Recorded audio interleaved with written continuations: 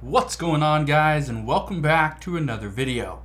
So just over the past day, I have received 43 emails that have something to do with Social Security. And these are all from you guys, from the community members. You guys are asking about Social Security. You want to know what is going on, what is going to happen, what does President Biden want, what does Congress want, what do the American people want? Well, here's the answer. Congress, the majority, they want to increase Social Security, but provide additional benefits, but at the same time, they have to reduce spending. President Biden wants to enhance Social Security. He promised $200 per month, but he hasn't fulfilled that promise. And to this date, he's really not discussing Social Security. But according to reports, he is having discussions behind closed doors as to how they can get closer to a potential agreement. And then the American people. The American people want answers. They want to ensure that Social Security is going to be around for the next 50 to 75 years. They want to ensure that their benefits will not be cut in 2033. They want to ensure that if they can, and it's possible to get a slight increase, they would like that, because people on a fixed income have been screwed over the past few years. Now, where do we go? How do we get forward? How do we move forward in a positive direction? Well, here's what we know. As of right now, and this isn't very positive, but it says just 10% of workers to wait until 70 to take maximum Social Security benefits.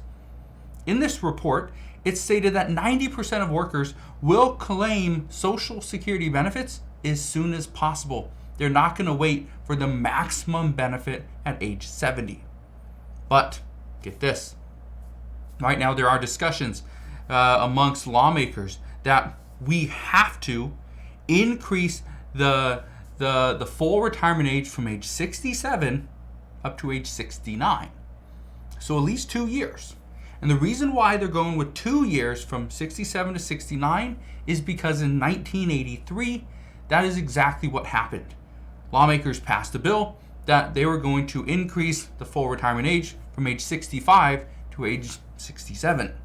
So why not do it again for 2 more years? Well, one of the issues is people still would like to receive full retirement benefits, their maximum benefits. And we can't go from age 69 is the full retirement age to receiving maximum benefit at age 70. We're going to have to increase that 2 years as well. So that would go to age 72. So for those 10% of workers that are going to wait until age 70, guess what? Probably not going to happen, because now it's going to be age 72. Now, I want to discuss what some of the options are, because some of the things that we've been hearing is, well, if certain states are considered those kind of retirement states, maybe those states should impose an additional tax to certain individuals or businesses or something, so that those residents can receive more for Social Security, receive more to live there in that state. Well, look at this. Massachusetts passed a millionaire's tax. Now, this isn't going to Social Security. This revenue is paying for free public school lunches. Interesting. It's very interesting how they did that. But again, it's a millionaire's tax. This is exactly what President Biden has been talking about. I want to show you this. It says a new 4%, well, if I could highlight it, a new 4% tax on the state's wealthiest residents will account for $1 billion of the state's $56 billion fiscal budget for 2024. So they're going to impose a 4% tax on the state's wealthiest residents, and that's going to account for $1 billion in revenue. That's massive. Well, guess what? There's other states that are considering this, other cities that are considering this as well, and President Biden himself. But let me show you this. It says right here, will Seattle choose to tax the rich or cut services? Well, what exactly are they talking about? Well, what we know is that in 2025, let me just go ahead and read this to you instead of explaining it.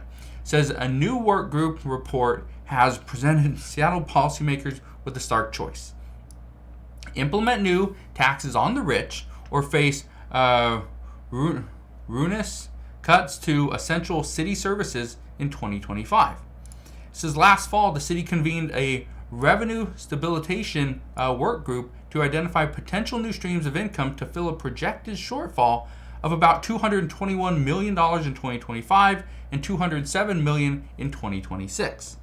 Now, that's what they're trying to do. If they don't receive some form of additional revenue, they have to cut these essential city services, as this article says.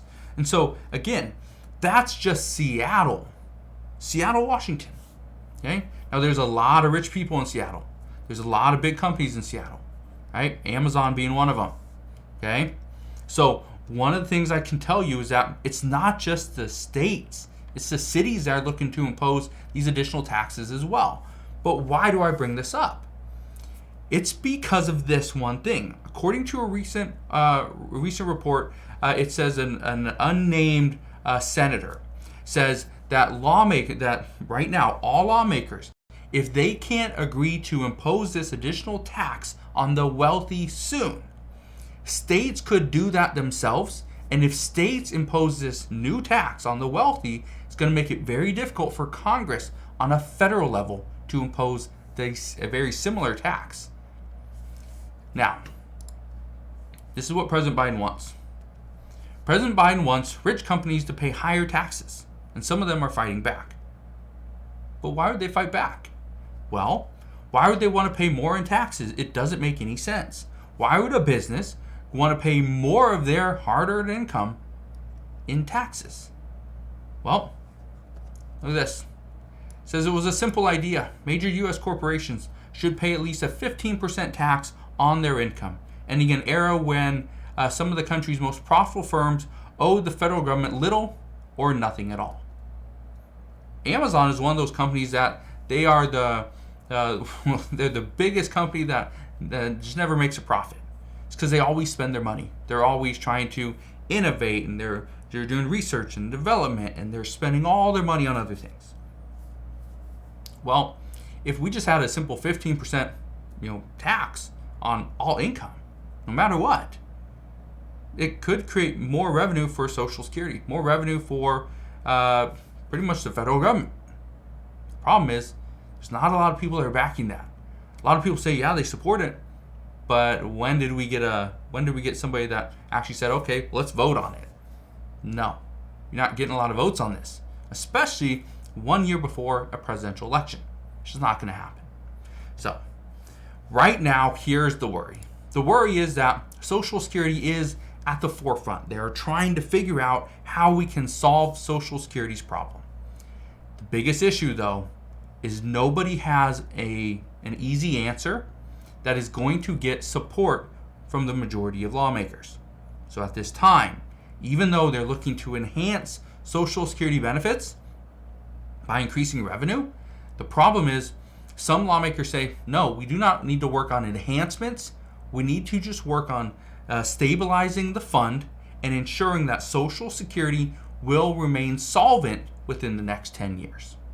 So they're coming at it from different directions, but both of these directions, really there's more than just two, but all of these different directions will eventually come together, and we will figure out what exactly is going to happen for Social Security and how this could potentially impact you.